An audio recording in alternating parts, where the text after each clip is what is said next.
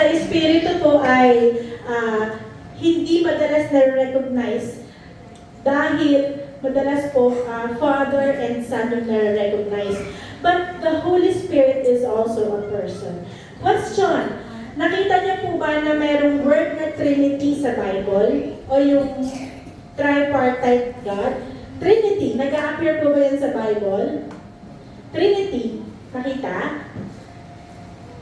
Hindi yan nakikita sa Bible. Walang Trinity sa Bible, pero the Trinity of God the Father and God the Father, God the Son, and God the Spirit exists. Ngayon din, ang salitang Bible, wala naman po yan sa Bible. Pero may Bible, amen? So, nandoon po siya, given po siya. Yun pong mga salita, hindi lang siya exactly ganoon. But, let us prove the existence of the triune God. Unang-unang ibuhatan ng Biblia in Genesis 1:1. In the beginning, Elohim created heaven and earth. Ulitin po natin, ano po? Elohim is plural. Ang Elohim po ay hindi, ano po yan? Kumbaga, apple, apples. Ganun po. Table, tables. Ang Elohim po ay plural o marami sila, hindi lang po siya isa. Unang-una po na-establish na po yan, ano po. Next, sa Genesis 1 verse 26, basahin po natin. Pagkatapos, sinabi ng Diyos, ngayon likahiin natin ang tao ayon sa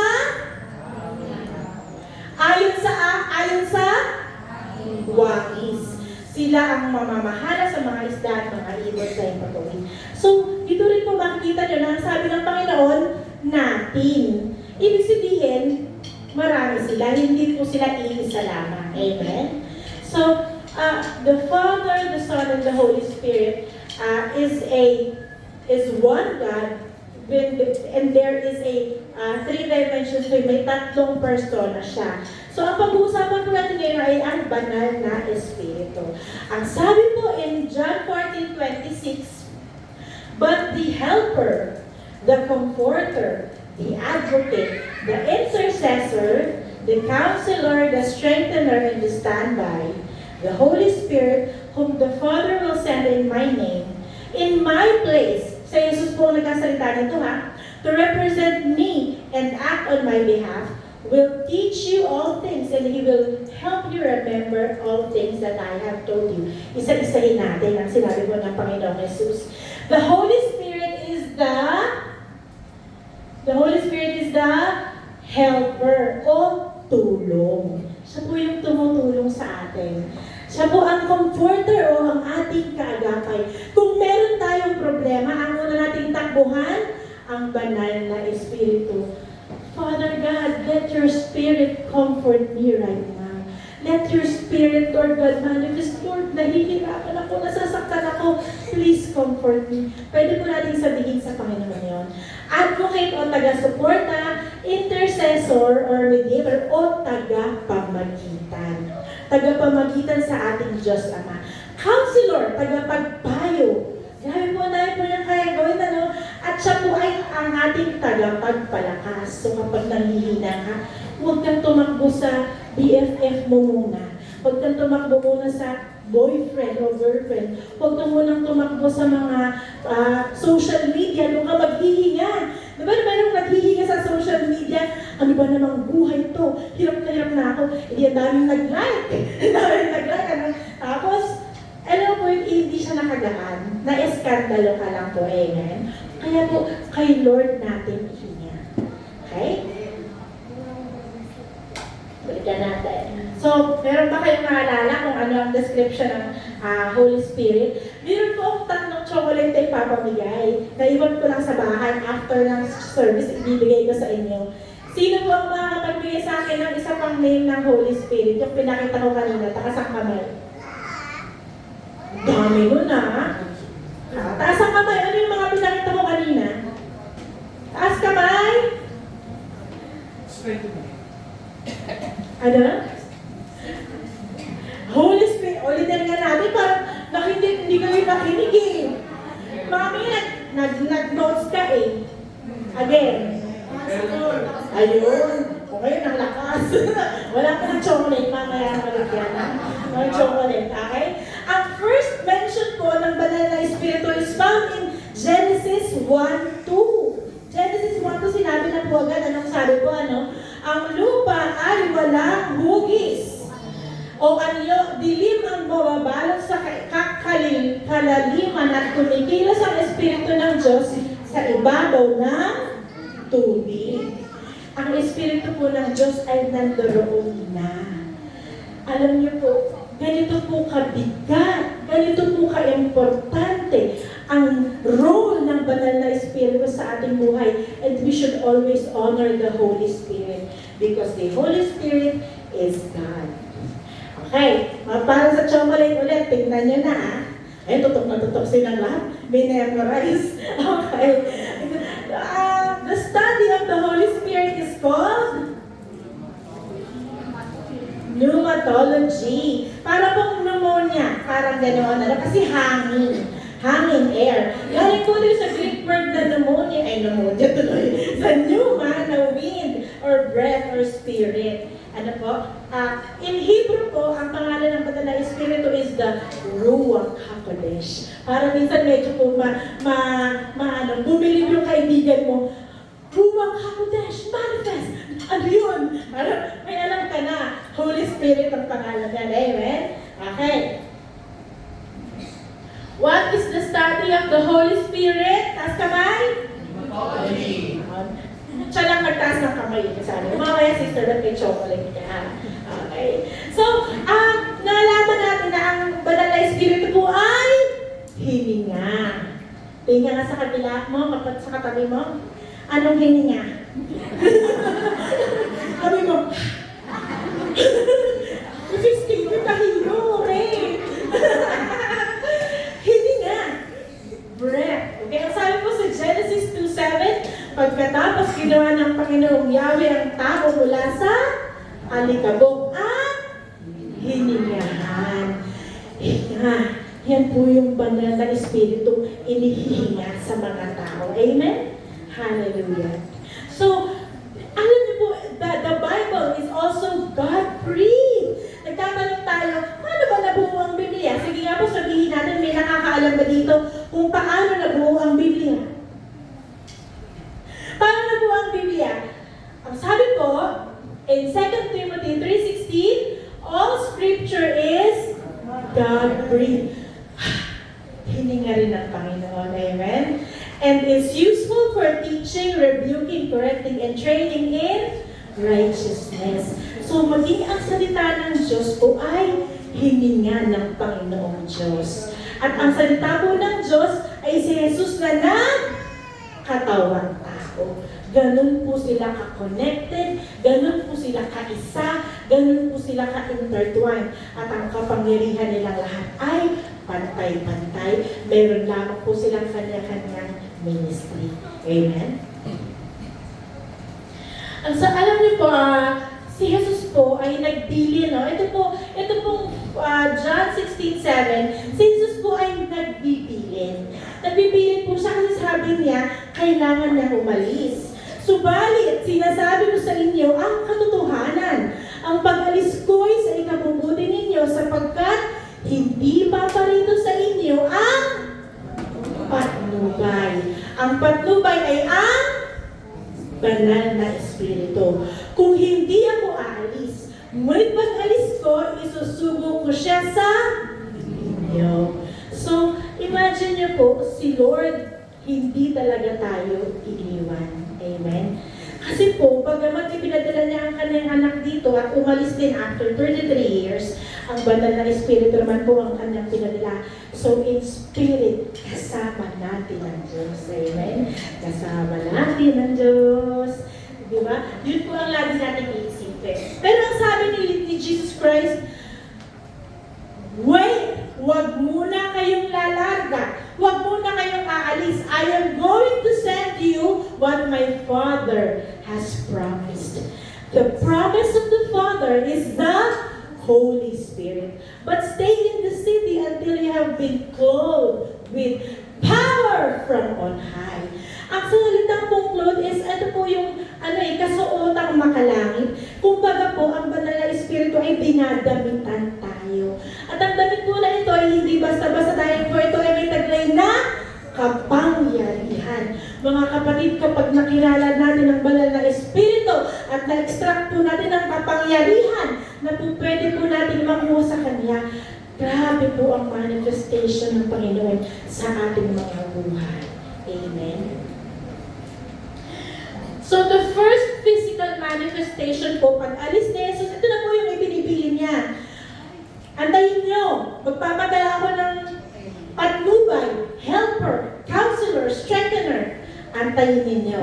So ang sabi po sa mga gawa, chapter 2, verses 1 to 4, nagkakatipon silang lahat, walang anong-ano'y may ingay na nagmula sa langit, na tulad ng ugong ng malakas na hangin. At napuno nito ang bahay na kinaroroonan nila. May nakita silang parang mga ilang apoy na dumapos sa bawat isa sa kanila, at silang lahat ay napuspos ng Espiritu Santo at nagsimulang magsalita ng iba't ibang wika ayon sa ipinagkaloob sa kanila ng Espiritu. Panoorin po natin ang clip na ito.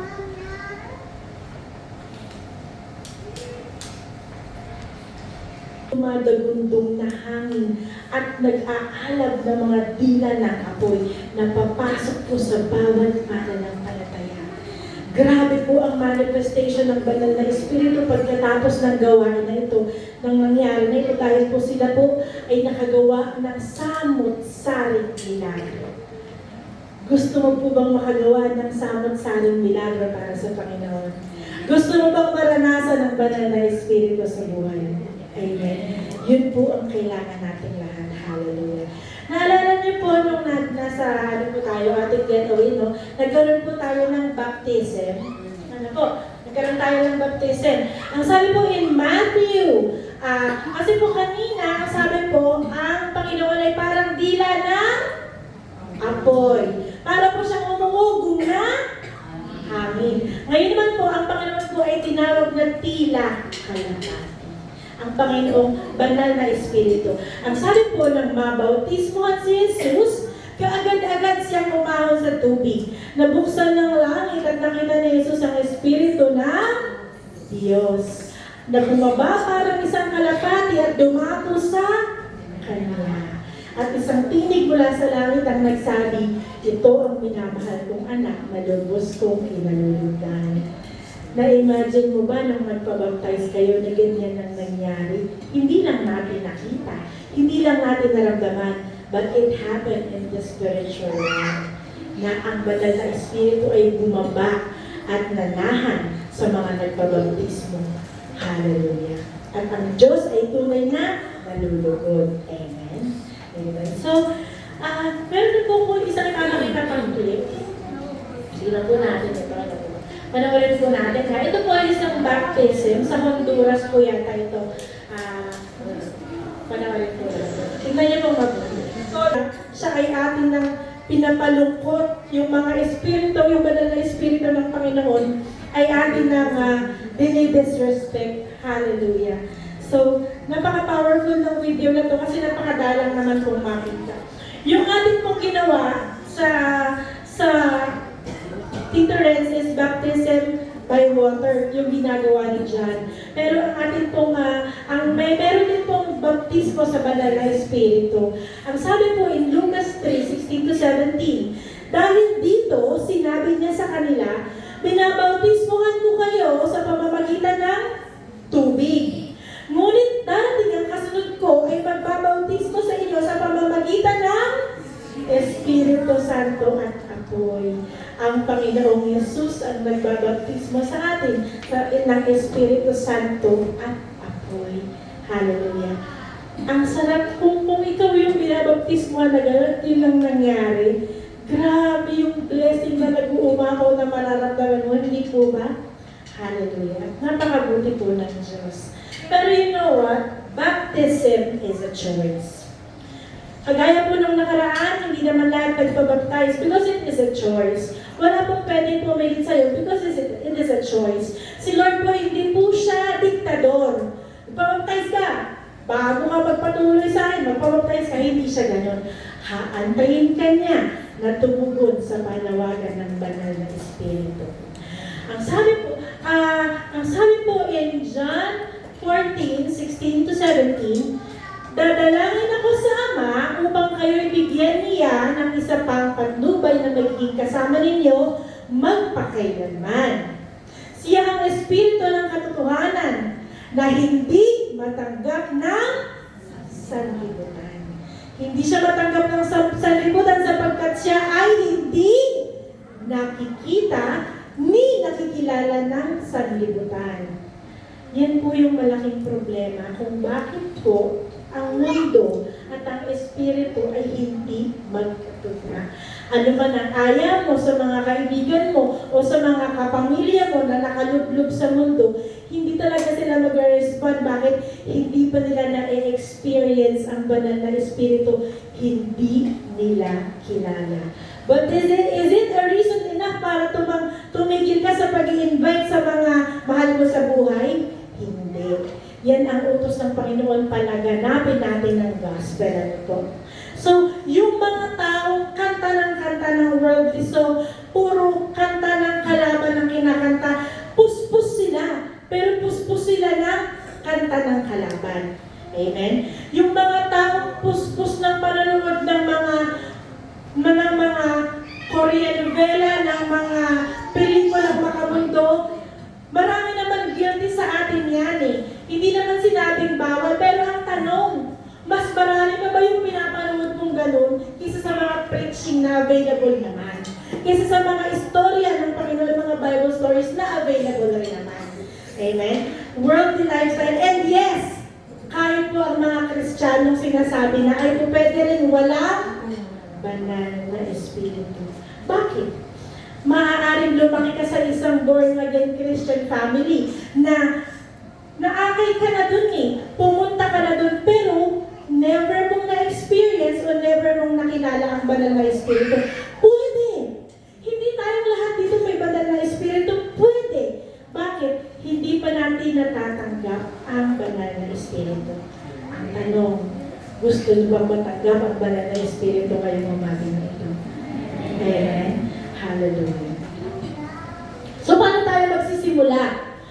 Ang sabi po ng Panginoon, in Ephesians 1:13 to 14, and you were also included in Christ when you heard the message of truth, the gospel of your salvation. When you believe. Noong naniwala ka, noong nanampalataya ka sa Panginoon, you were already sealed. You were already marked with the Holy Spirit of promise. That's it. Ang tanong, nagpatuloy ba tayo sa pagkilala sa banal na Espiritu? Because the Holy Spirit is a deposit. Deposit.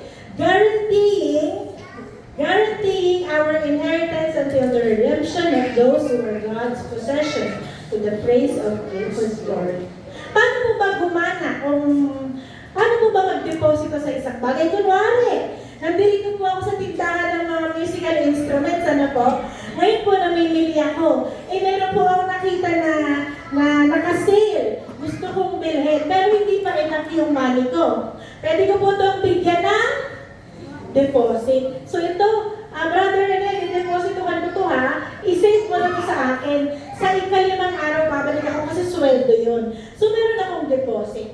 So in a way, it is a form of contract na akin na yan eh, di ba? Akin na yan. Sigurado na bakit?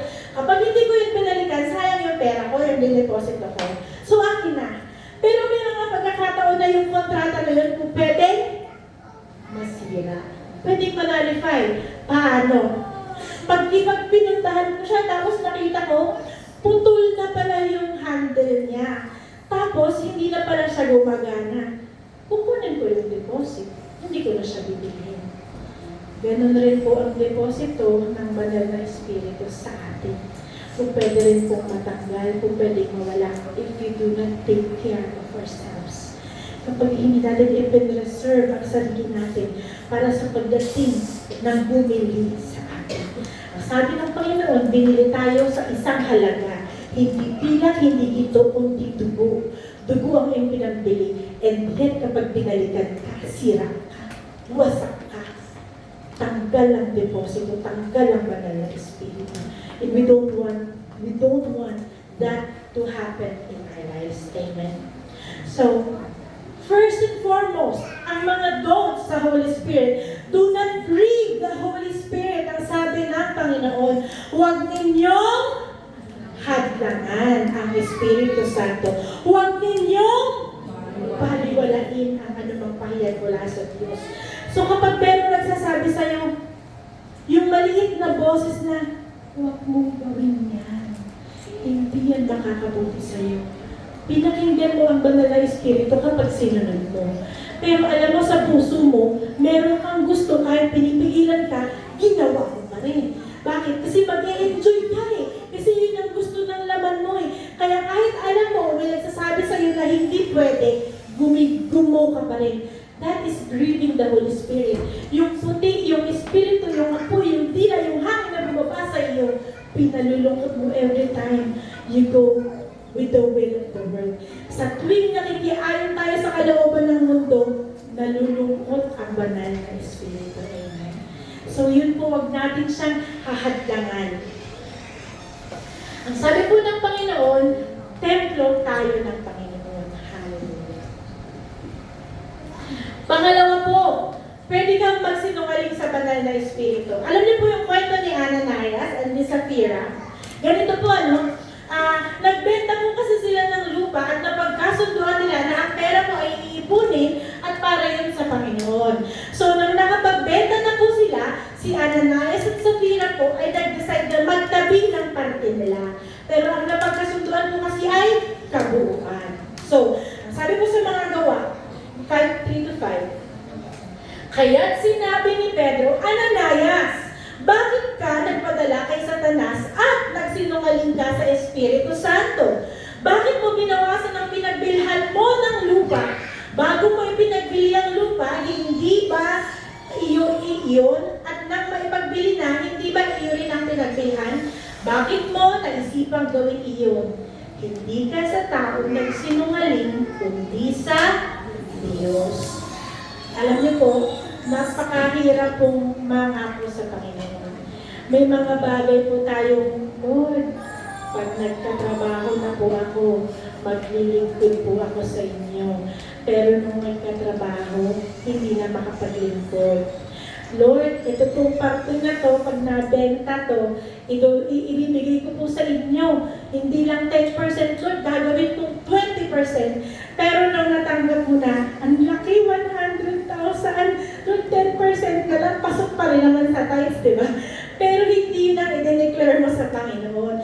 It's not a matter of amount or money. It is what you have declared to the Lord. Lord, ipapagawa ko ang simbahan na to, kulang ang kayo, biyak-biyak. Tuparin mo. Bibigyan ko ng, magdadala ako ng ulam sa linggo. Yan ang nasa puso ko, Lord. Sinabi mo kay Lord, kaya lang late ka nagising ng Sunday, hindi natupad. Nagsinungaling pa rin tayo sa Panginoon. Simple things na hindi natin nagagampanan. Amen? Mga pangako hindi natin nagagampanan. Thirdly po is, do not blaspheme the Holy Spirit because the blasphemy of the Holy Spirit is unforgivable. Hindi mapapatawad ang kasalanan sa banal na Espiritu. Ang sabi po in Matthew 12:31-32, kaya't sinabi ko sa inyo, mapapatawad ang anumang kasalanan at paglalapastangan, ngunit hindi patatawarin ang paglalapastangan sa Espiritu Santo. Sino mang magsalita laban sa anak ng tao ay patatawarin. O si Jesus ay patatawarin. Ngunit sino mang magsalita laban sa Espiritu Santo ay hindi patatawarin. Maging sa panahong ito o sa panahong darating. Marami pong mga simbahan na hindi nag-recognize ang banal ng Espiritu. Na, meron po ba kayong natatandaan na talagang tinuturo ang banal ng Espiritu? Ino-honor siya. Welcome, Holy Spirit! We welcome you in this place! Fill us and saturate us with your presence! Meron ba kayong ganun? O, ang dalang po, di ba? Madalas na po wala eh. Tama. Hindi naman siya talaga na-honor. At doon po, nade-disrespect siya. Lalo na po yung sasabihin hindi siya Diyos. Lalo po yung sasabihin, ano lang siya, alagad, alalay. Diyos po ang banal na Espiritu. Siya po ay persona, kapantay ng Panginoon Jesus, kapantay ng Panginoong Diyos. So, hindi po yan mapapatawad. And lastly, the Holy Spirit can be taken away. Nung nagkasala po si David, sabi po niya, do not cast me away from your presence. Do not take your Holy Spirit from me. Huwag mong tanggalin sa akin ang banal na Espiritu because the Holy Spirit can be taken away. The deposit can be taken away. Kapag na-deposituhan na, nasira, nawala ng saysay, nagkaloko-loko, pwedeng bawiin ng deposit. Yan po yung pinakamasakit na pwedeng nangyari. Amen. So, balik tayo kung paano po ba magkaroon ng born-again spirit. Madalas po kasi nagiging problema. Ano sasabihin nila? Umanib ka sa amin kasi ang sabi sa Biblia, Iglesia ni Cristo. Or naman, umanib ka sa amin kasi ang sabi sa Biblia, born again. Parang ganun po. Pero hindi naman nila alam na ang tinutukoy po is body of Christ at yung pong renewal ng mga tao. So, uulitin natin, walang relihiyong nakapagligtas. Amen? Walang relihiyong kikilalanin ng Panginoon. Ang kikilalanin niya ay yung banal na Espiritu na nasa iyo at ang Panginoong Isus na namumuno sa buhay mo. Amen? Yun po ang So, born again experience. Sino po ba dito ang may born again experience? Amen. Sige po, mami, testify mo yan, mami, ha? Ganito po, mami. Apo. Okay? Yun po ang aking kapatid. Kasi po, ilang taon na ba yan? 6 years ago, or 7 years ago po, meron pong ako na-encounter na demon-possessed student. Estudyante po siya. Na-possess talaga siya ng demonyo, literal. Kasi akala ko po, yung mga demon possession hindi totoo. Kasi nga po, doktor ako, hindi ko naman ini-expect yun. Pero nung nakita ko yung bata, ang lakas! Tsaka umaangat-angat talaga siya sa kama. At tsaka ang daming lalaking pumipigil, kayang-kaya niya. Tapos iba rin ang boses niya. So, talaga po yung demonyo, sasabihin ko sa kanya, wala kang karapatan. Ba't tinignan niya ako? Sabi niya, may karapatan ako! Sinagot niya ako gano'n. So, kinabahan ako kasi sumasagot itong demonyo na to. Kinabahan din talaga ako kasi sinagot ako. Akala ko ito sasagutin. Pero alam niyo ba, mga 3 to 4 hours po yun na gano'n. Sa pangalan ni Jesus, lumayas ka! Wala kang karapatan! May pinapalaya siya. Sumasagot pa rin siya. Ang mga rosaryo na inalagay sa kanya, pinipigtas lang po niya yan. Tapos po itinatapon niya. So, sa biyaya ng Panginoon na po, yung kapatid ko po na hindi pa born again dati, nakita niya. Sa isip niya, bakit alam ng ate ko yun? Sabi niya, paano kung ako naiwan dun sa demonita na to? Ano kayang gagawin ko? So doon siya nagsaliksik. Ano ba talaga ang katotohanan? Tama ba talaga yung kinakaaniban niya? Tama ba? Ba't hindi niya natututunan yung mga ganong bagay? So, yun po yung naging turning point sa kanya. Born again experience. Meron po ba tayong born again experience? O tayo po hindi lang sa mundo, ginatak ng nanay, ayan, born again ka na. Hindi yun ang born again experience. It is personal. Kagaya ni Brother Adrian, ang born again experience niya, siya po ay, sorry brother, for the glory of God. Siya po ay naninigarilyo, nanginginom, siya po hindi nagbabasa ng Biblia, but one night, nakapanaginip siya ng Matthew 4:17. Repent, for the kingdom of God is at hand. Kinabukasan, binasa, dagli-dagling na bago. Born again experience. Ipinanganak muli sa Espiritu dahil may nangyari. May nangyari na nagpatago ng sitwasyon. Amen?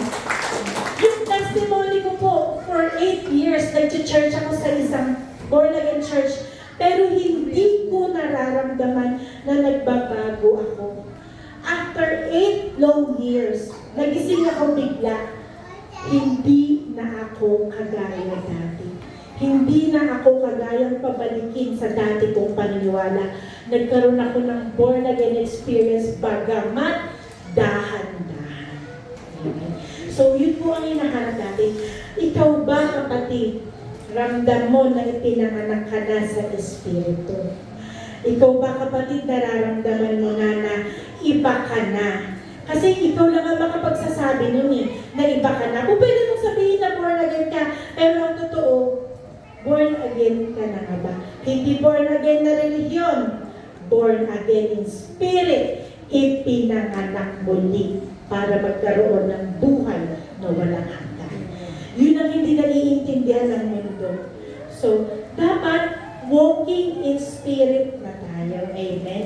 Ang sabi ng Panginoon, in Galatians 5:16-18, mamuhay kayo ayon sa Espiritu at hindi ninyo pagbigyan ng mga pagnanasa ng laman. Sapagkat ang pagnanasa ng laman ay laban sa kagustuhan ng Espiritu at ang kagustuhan ng Espiritu ay laban sa pagnanasa ng laman. Magkalaban! Magkalaban! Magkalaban ang dalawang ito kaya napipigilan kayo sa paggawa ng nais ninyong gawin. Kung pinapatubayan kayo ng Espiritu, wala na kayo sa ilalim ng kawasan. Paring Mike, tara, inom tayo mamaya. Bro, walking in spirit ako ngayon, hindi na ako umiinom. Amen? Kaya Mike, kaya? Kaya? Amen? So, sasabihin ko, Marce, talaga nakita na nakita ko kayo si ano, alam mo ba, ang laki ng tiyan, palagay ko, Marce, may laman yun. Kanino kaya? Marce, walking in spirit na ako ngayon. Ipag-pray na lang natin siya. Amen? Tapos, maraming pagkakataon na maiinggano tayo kasi nga, magkaiba ang panawagan ng laman sa Espiritu. Amen? So, kung makikita, kagaya si Haris, di ba? Si Haris, alam niyo po ba si Haris? Si Haris ko, ayaw na ng cellphone. Haris, gusto mo cellphone? Ayaw. Bakit? Natutunan niya dito kay Lord na hindi makatutulong sa kanyang cellphone.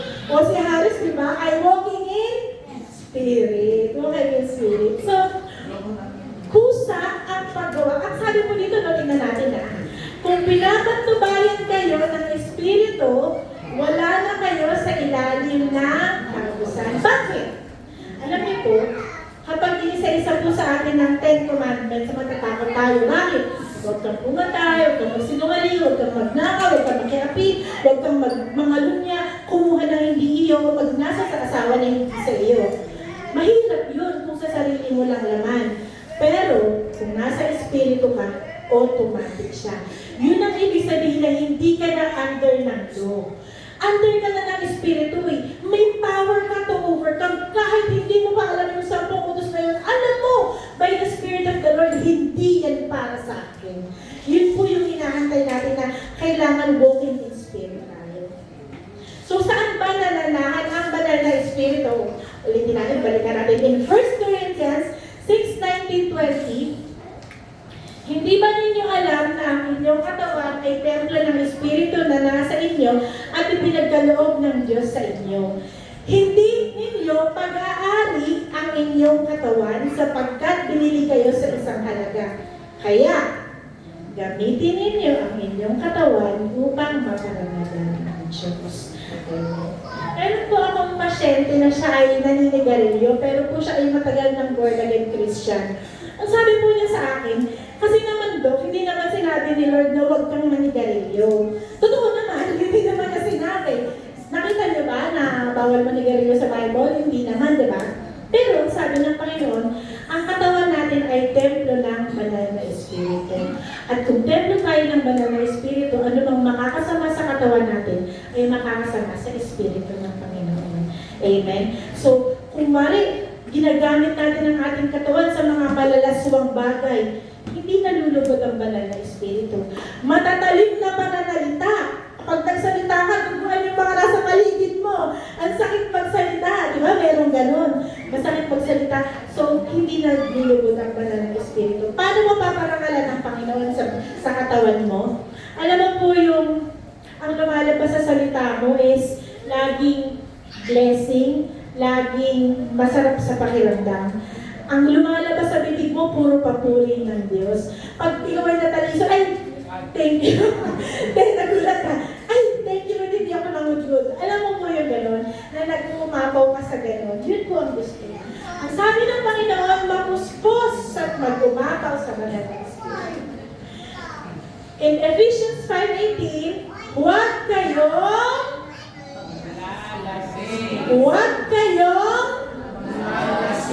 Marce, makinig ka kasi ang makababae din. Huwag kayong sapagkat sisirain lamang na ng inyong buhay. Sa halip, dapat kayong mapuspos sa inyong pag-uusap. Gumamit kayo ng mga salmo, himno at mga awiting espiritual. Kung puso kayong umawit at pagpuri sa Panginoon, dahil kayong magpasalamat sa Diyos dahil sa ating Ama at sa lahat ng bagay sa pangalan ng ating Panginoong Jesucristo. Ay sister, puspos naman ako ng Espiritu Espiritu ng alak. At in fact, nag-uumapaw pa ka ang Espiritu, nagkakandasuma ako pag-uwi. Espiritu ng alak, ano po? So, hindi nagagala kami. The intention o ang pakay po is not just to be filled, kundi tayo ay mag-umapaw. Alam mo po yun? Alam mo yung ramdaman mo na umaapaw ka? Alam mo po yung isang tasa o isang tubig. Isang tubig na puno, isang basa na puno ng tubig. Di po ba? Medyo puno po siya. Kadalaman mo po yan, liligwak, tama? Liligwak. Out of the abundance of the heart, the mouth speaks. Ngayon, pag lumigwak yan, lumalabas kung ano talaga yung nasa puso mo. Ano ba ang lumalabas kapag lumigwak? Yung mga napapamura ka ba? O yung mga bagay na reklamo? O mga bagay na kaninira? O mga... Pag lumiligwak ba yung cup mo, ano ang lumalabas? Kailangan natin talungin yung ating sarili. Kapag ano ba yung pumupuno sa atin? Right now, isipin natin, bago isa sa atin, ano ba yung kumukonsume sa isip natin? Ano ba yung pumupuno sa araw natin? Thank you, brother. Ano yung mga bagay na mahalaga sa atin? Kapag nakausap ka, ano ang daladala ng kausap mo pagkatapos? Chismis? Marites? Sikip ng dibdib? O pag-asa? O paggabay papunta sa Panginoon? Malalaman at malalaman natin yan. Bilang mga anak ng Diyos, kailangan po aware tayo dun. Kailangan po ay namumunga ang banal na Espiritu. Subalit, ang bunga ng Espiritu ay pag-ibig, kagalakan, kapayapaan, pagtatyaga, kabaitan, kabutihan, katapatan, kahinaunan, at pagpigil sa sarili. Check po ba tayong lahat dyan? 8 out of 10. Taas kamay. 7 out of 9 out of 9 pala. Very good si Manny. Ikaw na, Manny. Oh, worship nga tayo. 1 out of 9. Ano po yan, si Lord po ang magbibigay sa atin. Pero at least alam natin. At hindi lang po siya, meron po siya talaga bunga. Ano po, tandaan natin ha? Okay, tandaan natin. Love, joy, peace, patience, kindness, goodness, faithfulness, and self-control. Yan po ang bunga ng Banal na Espiritu sa buhay natin. So, i-assess natin ang ating sarili. Meron na ba ako nito? Lord, I need more of you. Okay? So, ano nga po yung bunga? Taas ang kapay, bigyan ako ng isa para sa chocolate. Archie! Ay, ikaw pinarag mo. Isa lang hiningi ko ha. Overflow. O, mamaya Sister Beth and Archie yung chocolate ha. Share. Okay. So, sabi mo, in Acts 2:3, hindi lang po bunga ang meron ng Banal na Espiritu. Alam niyo ba kung ano? Meron po siyang regalo. In Acts 2:38 na po, then Peter said to them, repent, and every one of you be baptized in the name of Jesus Christ for the remission of sins, and you shall receive the gifts of the Holy Spirit. You shall, ibig sabihin, hindi pwede, hindi baka. Surely, matatanggap mo if you repent and be baptized. You shall receive the gifts of the Holy Spirit. Ano ang ginagawa sa regalo? Kunwari, bibigyan ka ng regalo, Des? Si Des. Ano gagawin sa regalo? Tatanggapin. Sabihin mo, thank you. Gano'n. Yun. Tatanggapin. So, ang regalo na ito na pinapangako ng Banal na Espiritu ay tinatanggap natin. Sabi sa 1 Corinthians 12:4-8, doon na po tayo sa chapter 7 na po. Para sa ikabubuti ng lahat, ang bawat isa ay binibigyan ng patnubay na pagkalooban ng kakayanang magsalita ng mensahe ng karunungan. Ang iba naman, pinagkalooban ng kaalaman. Ang iba naman na pagkaloob sa iba ang pananampalataya, kapangyarihang magpagaling sa may sakit, kapangyarihang gumawa ng himala, kakayanang magpahayag ng mensahe mula sa Diyos, kakayanang kumilala ng aling kaloob mula sa Espiritu, at kung alin ang hindi, at kakayanang magsalita sa iba't ibang wika, magpaliwanag ng wikang pangaliyon. In short, ito po siya. Tingnan niyo po yung gifts of the Holy Spirit. Ano po? Ito po yung wisdom. Ito po yung ang lalabas sa bibig mo, puro karunungan. Imagine mo, hindi po ito dependent sa pinag-aralan mo eh. Hindi po ito dependent sa kung anong natapos mo. Ito po ay dependent sa Banal na Espiritu. Kahit bata, pwede kang maglabas ng karunungan.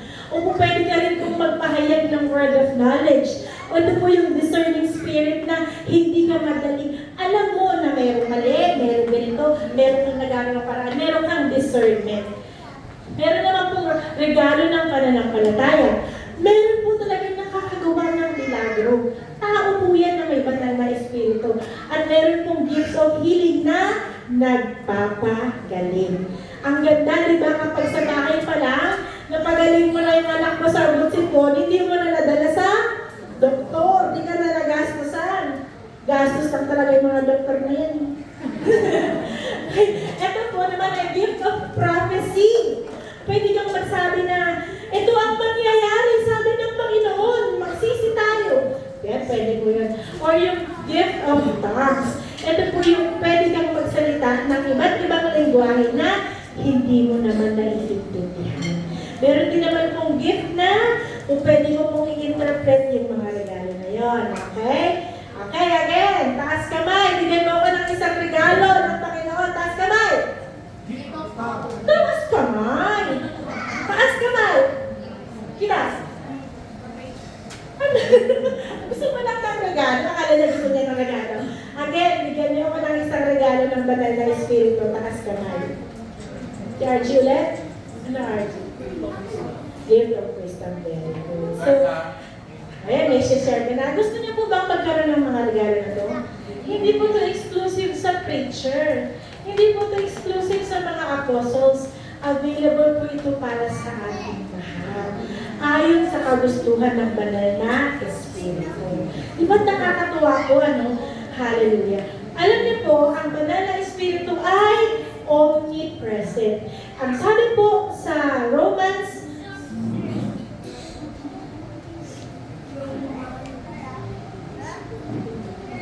ang sabi po sa mga awit 139, saan ako magpunta upang ako'y makatakas? Sa iyo bang espiritu ako ay makakaiwas? Ibig sabihin, wala tayong pwedeng puntahan na wala ang Banal na Espiritu. Bago ka umalis ng bahay, nandoon siya. Habang nasa sasakyan ka, papunta dito, nandoon siya. Habang nandito ka, natutulog ka man, o gising ka, nandiyan pa rin siya. Kasama natin ang Banal na Espiritu. Kung langit ang pupuntahan ko, tiyak na naroon ka. Sa daigdig ng mga patay, nandoon din siya. The Lord is omnipresent. Para ka po, wala tayong pwedeng itago sa Banal na Espiritu. Puso mo, pinuntahan mo, pinanood mo, iniisip mo, ginagawa mo, alam niya 24/7. Para tayong merong 24-hour CCTV na hindi kailangan ng kuryente internet. Naka-record lahat yun kay Lord. Kaya po, ang sabi nga po, hindi tayo gagawa ng isang bagay dahil may nakakakita lang. Ng masama dahil may nakakita. Ay, huwag gawin to. Kasi masama, may makakakita. Huwag natin gawin kasi nakatingin ang Panginoon. Amen. So, nakikita niya lahat. Ang sabi po in Romans 8:14 to 16, ang lahat ng pinapatnubayan ng Espiritu ng Diyos ay mga anak ng Diyos. Ang Espiritu na nagpapatotoo kasama ng ang Espiritu ang magsasabi na tayo rin ay anak ng Diyos. Pwede po natin sabihin na, nag-church ako dyan, matagal na akong born again. Ito po ay, ako po ay Kristiyano, matagal na. Pero, sa harapan ng Ama, siya ang magpapatunay kung tunay ka bang nabago ng Espiritu. Sa harapan ng Diyos na makapangyarihan, kasama ng Panginoong Jesus, banal na Espiritu ang magte-testify, anak ng Diyos si brother, anak ng Diyos si sister. Amen. Alam niyo po, no? Hindi naman na natin napapansin na ang ating pong buhay ay napaka-payapa. Amen. Mapayapa. Magulo ba ang buhay natin dito? Hindi po ba? Bakit po sa palagay ninyo, wala po yung biglang nasa palengke, biglang magra-rumble sila? Bigla silang magsasaksakan o bigla po silang magkakagulo o kaya po sa eskwelahan ang mga bata hindi magra-rumble basta-basta. Bakit po kaya sa palagay ninyo ganun? Kasi po meron pong banal na espiritu na in charge sa kaayusan, sa kapayapaan. Sabi po in Ephesians 4, sikapin ninyong mapanatili ang pagkakaisang mula sa Espiritu sa pamamagitan ng kapayapaang nagbubuklod sa inyo. May iisang katawan at iisang Espiritu. Kung paano may iisang pag-asa na para doon kayo tinawag ng Diyos. May iisang Panginoon, iisang pananampalataya at iisang bautismo. Iisang Diyos, Ama nating lahat. Siya higit sa lahat, tumikilos sa lahat na mananatili sa lahat. Pero mga kapatid, darating po ang pagkakataon na ang banal na Espiritu ay kukunin na muli ng Panginoon.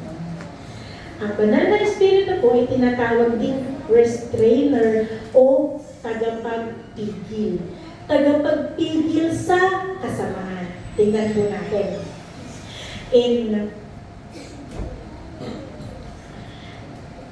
In 2 Thessalonians chapter 2, verse 6 to 8, tingnan po natin ha. Hindi pa nga lamang nangyayari ito dahil may pumipigil pa. At alam ninyo kung ano iyon. Lilitaw ang sumail pagtakdang panahon. Ngayon pa man ay gumagawa na ng hiwaga ng kasamaan at mananatiling ganyan hanggat di naaalis ang humahadlang sa kanya. Kung maaalis na ang humahadlang, malalantad ang suwain. Ang pumipigil at ang humahadlang ay ang banal na Espiritu. Ang suwain ay ang Antikristo. Mga kapatid, kapag po kinuha na ng Panginoon ang banal na Espiritu, yun pong sinasabi natin nagsasaksakan o nagrarambol sa palengke, araw-araw po yan mangyayari. Bakit po wala na pong banal na Espiritu na pumipigil sa demonyo para maghasik ng lagim sa lupa? Oo, kingdom niya ito, pero po siya po ay pinipigil ng banal na Espiritu. Nalala ko po yung testimony ng isa nating kapatid na habang tayo po ay nananalangin, tayo po, habang nakayupo po tayo, meron po siyang nakikitang puting nakataklob sa ulo nating lahat sa buong kongregasyon. So nakikita po niya yung ano po. Yun po ang banal na Espiritu. Minsan sinabi rin po ng aking anak na nakita daw po niya ako habang nagpipreach, siya meron din pong nakataklob sa akin ng puting maliwanag. Sinabi rin po niya sa akin, yun po ang banal na Espiritu. Yung nakita natin sa baptism kanina, yun po ang banal na Espiritu. Pag tinanggal po ang banal na Espiritu, magkakaroon na po ng kaguluhan. Tayo po ay merong isang kapatid na nagkaroon ng isang panaginip na ginagamit bilang babala para sa atin. Na naginip po siya na meron pong isang kampana na tumutunog at meron pong himno na umaawit ng pananagutan.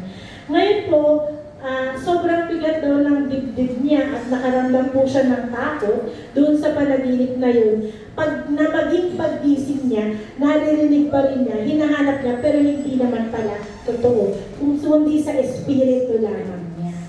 So, ang sabi po ng Panginoon sa mga gawa, ang nakikita ninyo ay katuparan ng ipinahayag ni Propeta Joel. Ito ang gagawin ko sa mga huling araw, sabi ng Diyos. Ibubuhos ko ang aking espiritu sa lahat ng tao. Si Joel po ay isinulat ng Panginoon 900 years bago po maganap ang propesya na ito. Imagine po ninyo, 900 taon bago nangyari. Ngayon po, nagkakatotoo na. Brothers and sisters, meron po tayong dalawang choices ngayong umaga. Kung nasa atin po ang banal na espiritu at kinuha na po ng Panginoon ang banal na espiritu, tayo po ay makaka-attend sa kanyang inihandang wedding feast o wedding banquet. Hindi po natatapos ang buhay sa mundo, huwag kayong mag-alala.